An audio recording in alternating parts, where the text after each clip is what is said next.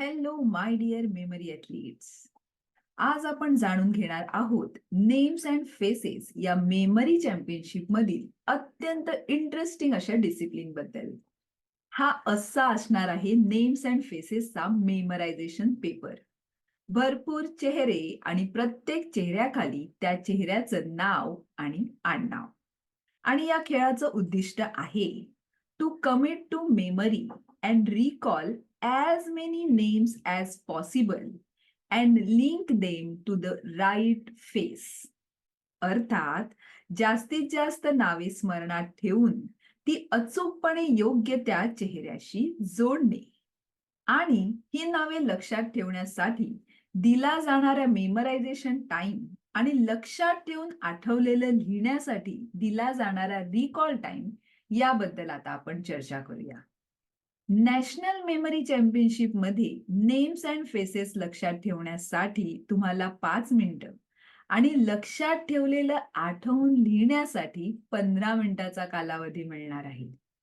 परंतु हाच डिसिप्लिन जेव्हा इंटरनॅशनल किंवा वर्ल्ड मेमरी चॅम्पियनशिप मध्ये खेळवला जाईल तेव्हा लक्षात ठेवण्यासाठी 15 मिनिटं आणि रिकॉलसाठी 30 मिनिटे मिळणार आहेत. इथे तुम्हाला नॅशनल, इंटरनॅशनल आणि वर्ल्ड मेमरी चॅम्पियनशिप मधल्या कालावधीचा फरक लक्षात घ्यायचा आहे. तसंच पहिल्या व्हिडिओमध्ये सांगितल्याप्रमाणे रिकॉल टाइम हा मेमरायझेशन टाइम पेक्षा कधीही जास्तच असतो. त्यामुळे चेहऱ्यावर शोधलेले युनिक फीचर्स व त्याबरोबर कनेक्शन्स बनवून लक्षात ठेवलेली नावे आरामात आठवून घेण्यासाठी आपल्याकडे भरपूर वेळ असतो. आता मेमरायझेशन पेपरमध्ये तुम्हाला कोणत्या प्रकारचे आणि एकूण किती चेहरे लक्षात ठेवण्यासाठी दिलेले असतील ते आपण पाहूया. The number of faces presented equals the current world record plus 20%. म्हणजेच अगदी अलीकडे नुकतीच जी चॅम्पियनशिप झाली असेल त्यामध्ये जो वर्ल्ड रेकॉर्ड सेट झाला असेल त्या चेहऱ्यांपेक्षा 20% जास्त चेहरे तुम्हाला तुमच्या मेमरायझेशन पेपरमध्ये मिळतील. फॉर एक्झाम्पल, नुकत्याच झालेल्या मेमरी चॅम्पियनशिप मधला नेम्स अँड फेसेस लक्षात ठेवण्याचा रेकॉर्ड जर का 100 चेहऱ्यांचा असेल तर तुम्हाला तुमच्या मेमरायझेशन पेपरमध्ये 20% जास्त म्हणजेच 120 चेहरे मिळतील. आता आपण स्टेप बाय स्टेप मेमरायझेशन पेपर कसा असणार आहे ते समजून घेऊया. मेमरायझेशन पेपरमध्ये फक्त व्यक्तीचा डोक्यापासून खांद्यापर्यंतचा फोटो दिलेला असेल. फोटोमध्ये आजूबाजूच्या परिसरातील काहीही न दाखवता फक्त सफेद रंगाचं बॅकग्राऊंड असणार आहे. सर्व फोटो रंगीत असतील आणि फोटो खाली त्या चेहऱ्याचं नाव व आडनाव दिलेलं असेल. मेमरायझेशन पेपरमध्ये चेहऱ्यांना रॅन्डमली नावं दिलेली असणार आहेत. म्हणजेच चेहऱ्याचं दिसणं आणि चेहऱ्याला दिलेलं नाव याचं काहीच कनेक्शन नसणार आहे. उदाहरणार्थ, हा भारतीय चेहरा आहे, बरोबर? सो या भारतीय चेहऱ्याचं नाव अमेरिकन किंवा ऑस्ट्रेलियन असू शकतं. हा चेहरा पहा, हा अमेरिकन चेहरा वाटतो आहे, परंतु या चेहऱ्याचं नाव जॅपनीज असू शकतं किंवा आफ्रिकन चेहऱ्याचं नाव इंडियन असू शकतं. म्हणजेच दिलेला चेहरा हा जगाच्या पाठीवरील कोणत्या वंशाचा आहे, कोणत्या खंडातला आहे, यावरून त्या चेहऱ्याचं नाव तुम्ही गेस करू शकणार नाही. इन शॉर्ट, स्पर्धकांना चेहरा बघून त्या चेहऱ्याच्या नावाची अंधुकशी पण कल्पना करता येणार नाही, याची पुरेपूर काळजी घेतली जाणार आहे. मेमरायझेशन पेपरमध्ये सर्व प्रकारच्या व्यक्तींचे चेहरे असणार आहेत. म्हणजे अगदी लहान मुला-मुलींपासून ते सर्व वयाच्या स्त्री-पुरुषांच्या चेहऱ्यांचा समावेश इथे असणार आहे. मेमरायझेशन पेपरमध्ये जगातील सर्व वंशाच्या लोकांची नावे आणि चेहरे समान प्रमाणात विभागलेली असतील. या बॉक्समध्ये तुम्हाला कोणत्या प्रदेशातील व कोणत्या वंशातील लोकांचे फोटो मेमरायझेशन पेपरमध्ये असतील याची डिटेल माहिती दिलेली आहे. तुम्हाला हवं असल्यास व्हिडिओ पॉज करून हा बॉक्स तुम्ही आरामात वाचू शकता. पण खरं सांगू का, एवढ्या खोलात जायची खरंच गरज नाहीये. केवळ तुम्हाला साधारण कल्पना यावी म्हणून हा बॉक्स मी इथे टाकलेला आहे. मेमरायझेशन पेपरमध्ये दिलेल्या चेहऱ्याचं नाव आणि आडनाव वेगवेगळ्या वंशाचं म्हणजेच रँडमली दिलेलं असू शकतं.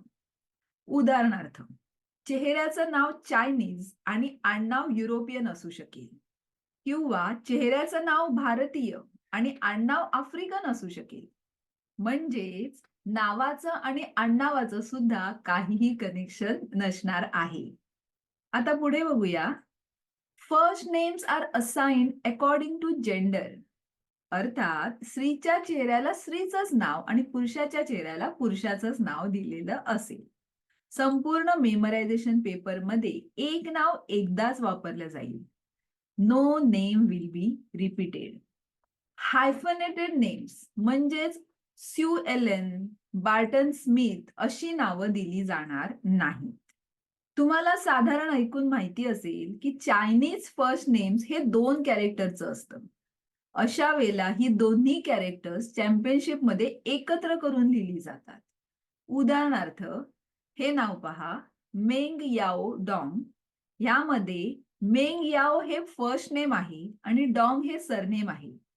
सो चॅम्पियनशिपमध्ये लिहिताना हे मेंग याओ हे नाव जे आहे ते एकत्र करून लिहिलं जाईल आणि वेगळं सरनेम लिहिलं जाईल.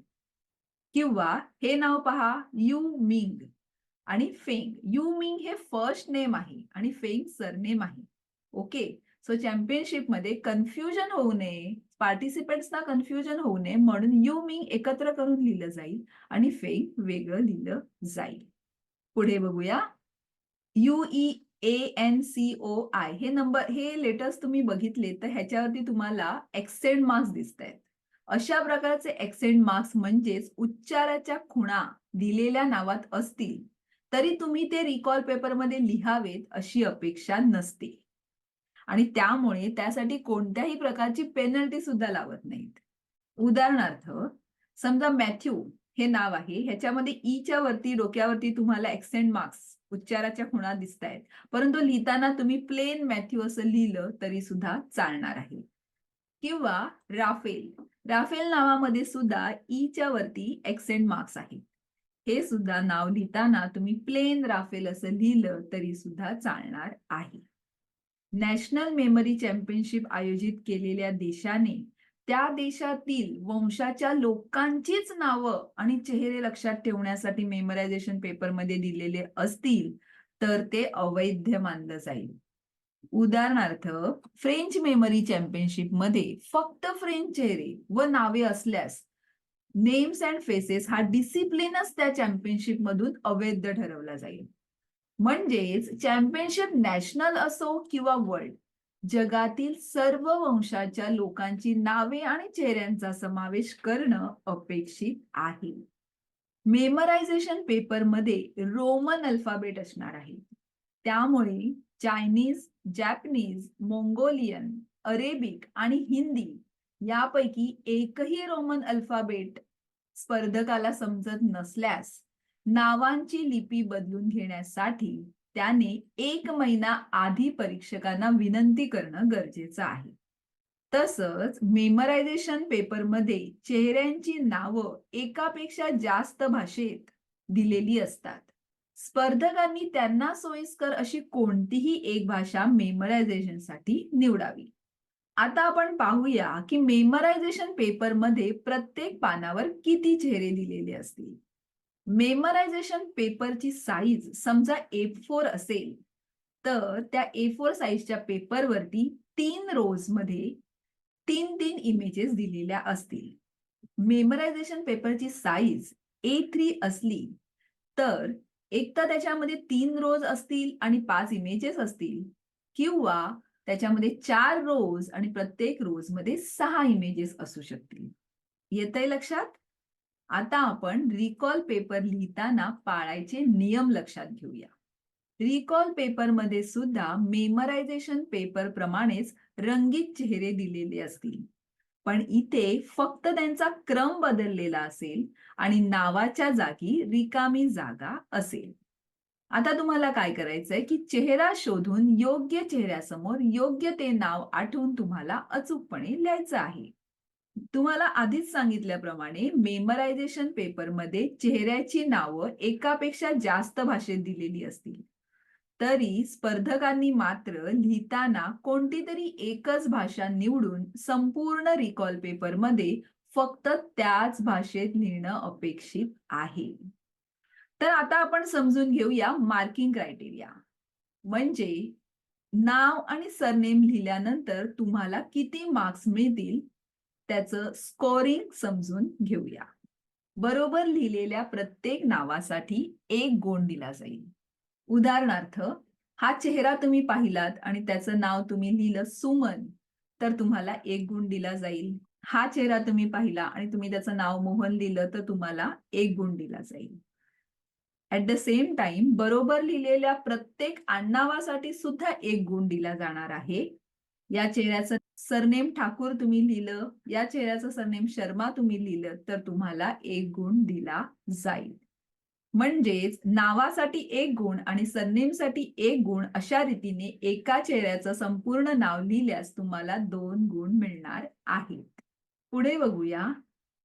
फक्त नाव किंवा आडनाव लिहिलं असेल तरी सुद्धा गुण दिले जातात. म्हणजे एखादा चेहरा तुम्ही पाहिलात, तर त्याचं संपूर्ण नाव लिहिणं कंपल्सरी नाहीये.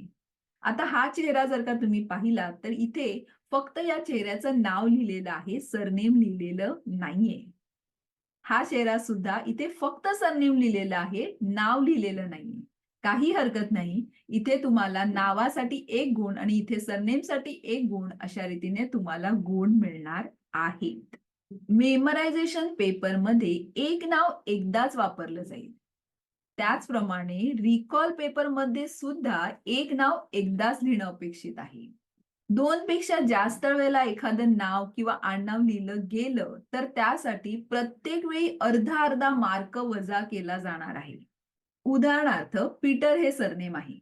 पीटर हे सरनेम 2 पेक्षा जास्त वेळेला समजा तुमच्या रिकॉल शीटमध्ये लिहिलं, तर तुमचा अर्धा मार्क वजा होणार आहे.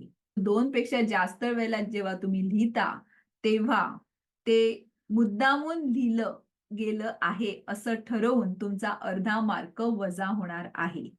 म्हणजे पीटर हे सरनेम जर का तुम्ही तिसऱ्यांदा लिहिलं तर तुमचा हाफ मार्क वजा होईल. चौथ्यांदा लिहिलं तर अजून हाफ मार्क वजा होईल. 5व्यांदा लिहिलं तर अजून हाफ मार्क वजा होणार आहे. हे तुम्हाला लक्षात ठेवायचं आहे. सो संपूर्ण नेम्स अँड फेसेस या डिसिप्लिनमध्ये निगेटिव्ह मार्किंग हे फक्त आणि फक्त रिपिटेशनसाठीच आहे. ते पण 2 पेक्षा जास्त वेळेला तुम्ही एखादं नाव रिपीट केलं, तर त्यासाठीच निगेटिव्ह मार्किंग आहे. अदरवाईज संपूर्ण डिसिप्लिनमध्ये कुठेही तुम्हाला निगेटिव्ह मार्किंग नसणार आहे. आताच मी तुम्हाला म्हणाले, की निगेटिव्ह मार्किंग नाहीये. परंतु जेव्हा एखादी तुम्ही चूक करता, त्याच्यासाठी 0 मार्क मात्र तुम्हाला मिळणार आहे. सो 5वा नियम आहे, चुकीच्या लिहिलेल्या नावासाठी किंवा आडनावासाठी 0 मार्क दिला जाईल. उदाहरणार्थ, या चेहऱ्याचं नाव सरोज खान असं लिहिलेलं आहे. परंतु मेमरायझेशन शीटमध्ये या चेहऱ्याचं नाव सरोज खान असं नसून सरोज खोत असं होतं. ठीक आहे? सो त्याच्यामुळे हा खान हे चुकीचं लिहिल्यामुळे इथे तुम्हाला 0 मार्क मिळेल. परंतु सरोजसाठी मात्र 1 मार्क तुम्हाला मिळणार आहे. अजून एक एक्झाम्पल बघूया. या चेहऱ्याचं नाव रमेश पाटील असं लिहिलेलं आहे. परंतु या चेहऱ्याचं नाव ॲक्चुअली रमीज असं मेमरायझेशन पेपरमध्ये होतं. सो हे नाव चुकलं असल्यामुळे या नावासाठी 0 मार्क, परंतु पाटील या सरनेमसाठी मात्र 1 मार्क तुम्हाला मिळणार आहे. पुढील नियम बघूया. चेहऱ्याखाली नाव व आडनाव दोन्ही लिहिलेले असतील, परंतु त्यांचा क्रम बदललेला असेल. म्हणजेच नावाच्या जागी आडनाव आणि आडनावाच्या जागी नाव लिहिलेलं असेल, तर ती चूक मानली जाईल आणि 0 मार्क दिले जातील. उदाहरणार्थ, या चेहऱ्याचं नाव जिया पटेल असं आहे, परंतु लिहिताना आधी पटेल लिहिलंय आणि नंतर नाव जिया लिहिलेलं आहे. तर इथे तुम्हाला दोन्ही चुका झाल्यामुळे 0 मार्क मिळतील. हा चेहरा पहा, ह्याचं सुद्धा नाव सोहेल खान असं आहे, परंतु लिहिताना तुम्ही सरनेम आधी आणि नाव नंतर लिहिलंय. सो ह्याच्यामध्ये सुद्धा तुम्हाला 0 मार्क मिळणार आहेत. नेक्स्ट, फक्त नाव लिहिलं असेल आणि आडनावाची जागा रिकामी ठेवली असेल किंवा फक्त आडनाव लिहिलं असेल आणि नावाची जागा रिकामी ठेवली असेल, तर त्यासाठी कोणतेही गुण वजा होणार नाहीत. मी आधीच तुम्हाला सांगितलं की there is no negative marking. या चेहऱ्याचं नाव जिया लिहिलेलं आहे, सरनेम आठवत नाही म्हणून लिहिलेलं नाहीये. नो प्रॉब्लेम, जिया लिहिलेलं आहे त्यासाठी 1 गुण. ऍट द सेम टाइम या चेहऱ्याचं सरनेम आठवलेलं आहे परंतु नाव आठवत नाहीये, हरकत नाही. सरनेमसाठी 1 गुण देण्यात येईल. नाव लिहिलं नाही म्हणून कोणताही गुण वजा होणार नाही. नेक्स्ट रूल आहे, शेवटी सर्व गुणांची बेरीज केली जाईल आणि या बेरजेत जर का अर्धा मार्क असेल तर हे मार्क राऊंड अप करून देण्यात येतील. उदाहरणार्थ 50.5 50 अँड हाफ ही तुमच्या सर्व मार्कांची बेरीज येत असेल तर हे मार्क राऊंड अप करून 51 देण्यात येतील. पुढचा नियम आहे, अशा प्रकारचे ऍक्सेंट मार्क्स म्हणजे उच्चाराच्या खुणा किंवा कॅपिटल लेटर्स दिलेल्या नावात असतील तरी तुम्ही ते रिकॉल पेपरमध्ये लिहावेत अशी अपेक्षा नसते.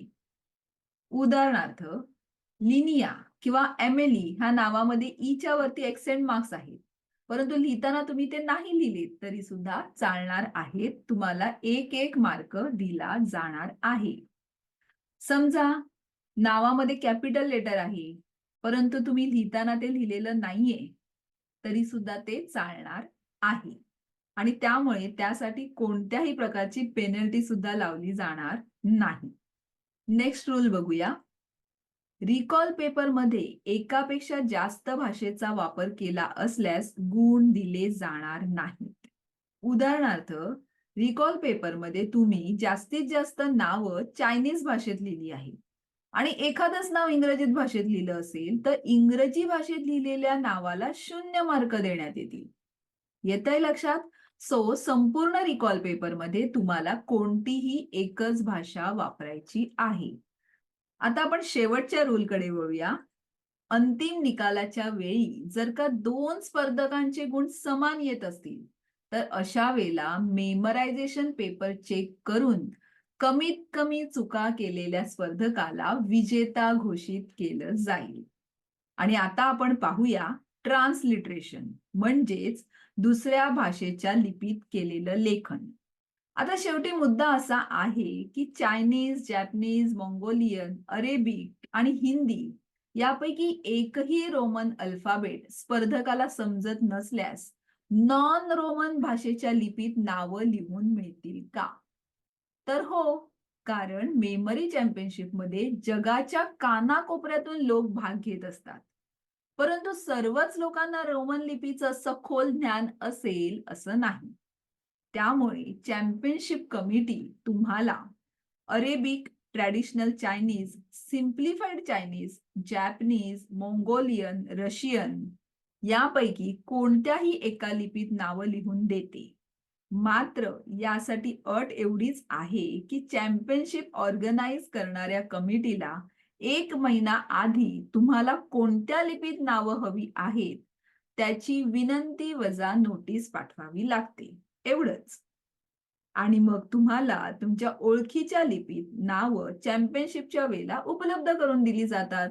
Wow, isn't it great? Okay then, आजच्या व्हिडिओमध्ये आपण इथेच थांबूया. पुढील व्हिडिओमध्ये चेहऱ्याबरोबर नावं कशी लक्षात ठेवायची हे शिकवून मी लगेचच तुमची एक परीक्षा सुद्धा घेणार आहे. आणि चॅम्पियनशिपमध्ये वेळेचं नियोजन कसं करायचं अशा काही महत्वाच्या टिप्स सुद्धा देणार आहे. तर मग आजचा व्हिडिओ तुम्ही लाईक केलात का? Thank you.